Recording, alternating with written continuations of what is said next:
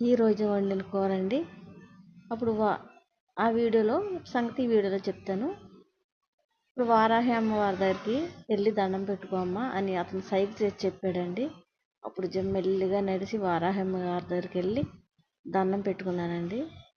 దండం పెట్టుకున్న తర్వాత సాయంత్రానికి మేము ట్రైన్ ఎక్కేసాము. ఎక్కేసాక ఇంటికి వచ్చేసాను. ఇంటికి వచ్చేసాకనండి, మీరు నమ్మండి నమ్మకపోండి, ఒక్క ట్యాబ్లెట్ మింగలేదు. 20 రోజులు బాధపడ్డానండి నీరసంతో. ఒక్క ట్యాబ్లెట్ అయినా మింగలేదు. కాకపోతే అరుణాచలేశ్వరుడి దగ్గరికి వెళ్ళినప్పుడు నాకు చాలా నీరసం వచ్చేసిందండి. ఒక్క సెకండ్లో దర్శనం చేసుకుందామని లోపల నా ప్రాణం పోయేటట్టు ఉందండి. అంత బాధ అనిపించింది అక్కడికి వెళ్ళిన తర్వాత. కాకపోతే అక్కడ ఈశాన్య మూలని ఒక బత్తాకాయ పెట్టారండి నైవేద్యం.